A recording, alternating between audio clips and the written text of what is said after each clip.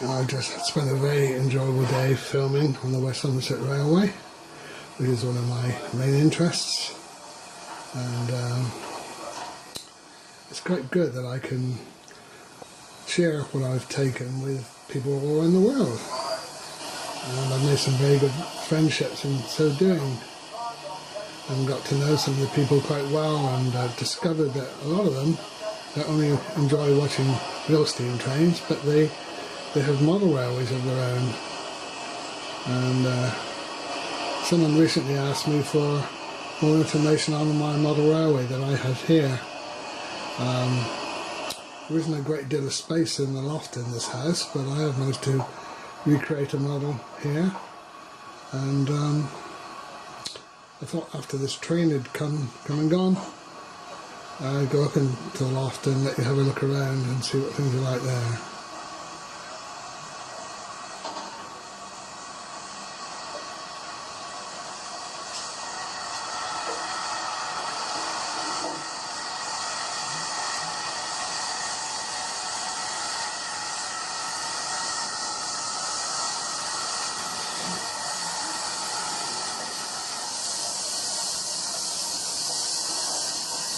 It's wonderful to live in a place where you can go out and see sites like this, recreating the best of British engineering and the best of British scenery as well. What more could you ask?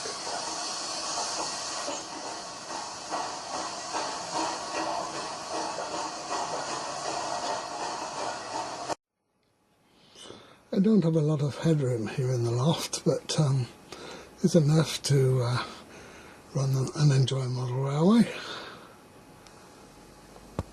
These roof supports are a bit annoying, but after a while you forget to look at them. And as long as you duck your head at the right moment, all is well. I've got the layout here on roughly 2 foot wide boards. I'll just pan along here and give a general impression.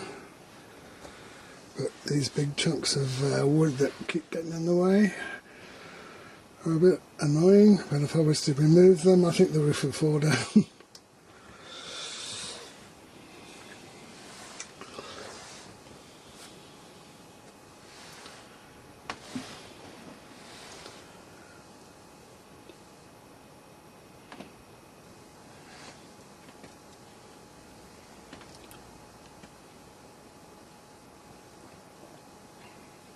Big Fleischmann advert here, rather distorted by the reflection of these strip lights above, but they do produce some of the best models in AGO. I don't have a very sophisticated controller. I had a better one than the one I've got here previously, but that went US, and really I've not got round to replacing it.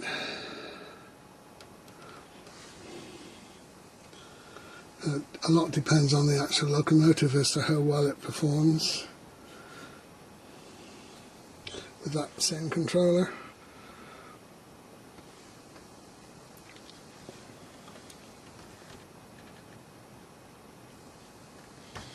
And so it disappears into the distance there, and we're back to the trapdoor where I came up through.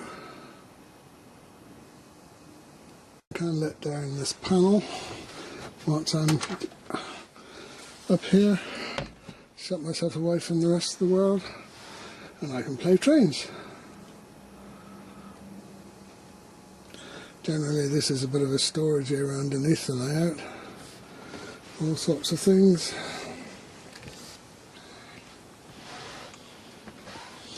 Even a bit of Thomas the Tank down here, look. And this is where I store the stock. And old supermarket boxes. Quite convenient. Just pull out drawers.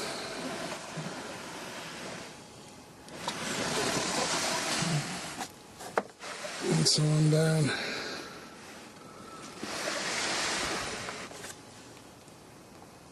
That's a better look at that Fleischmann poster, although it's still reflecting the light a bit. I think the German underneath it just means This is fly spun with the old time goods train. Over here, it's a photograph of Valendorf station with the West Trilling and my wife on the platform. A photograph here near Hilberg station. Mustn't forget my constant companion up here. Doesn't cause a lot of trouble. When I lived in our former house in Bristol, I had more space and I had a somewhat bigger layout, and that did get published in Continental Modeler, May, June, looks like 1987. It was still using the name Valendorf, the Val bit meaning Valerie for my wife. These are some of the photographs from the article that was in the magazine. In fact, what I've done, when we moved house, I had to dismantle the layout I used to have, and virtually everything here are components salvaged from that original layout. Well, there was an article I wrote for Railway Modeler, I think. Models and Photography once. Almost forgotten that I did that. And this back scene is made up from printed out A4 sheets of real scenery. In fact, this scenery that we're looking at here is just across the road from where we live.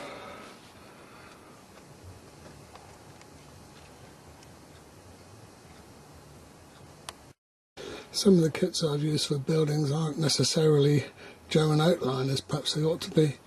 In fact, I think I'm right in saying this engine shed here is an original Hornby Doubler, modified to suit, with an air-fix Great Western water tank situated between the two buildings.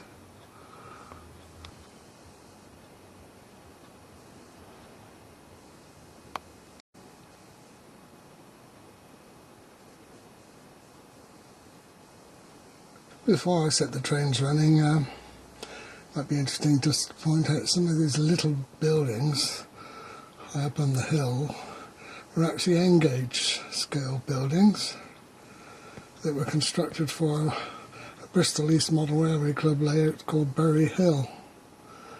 And when that was past its prime, I managed to rescue this little barn and this little farmstead building.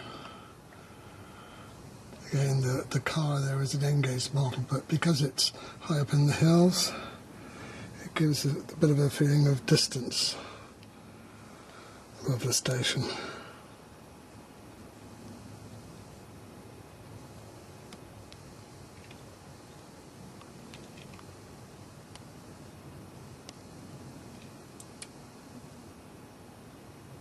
Anyway, let's see some trains run. I think I can hear that diesel rail car coming up in the distance.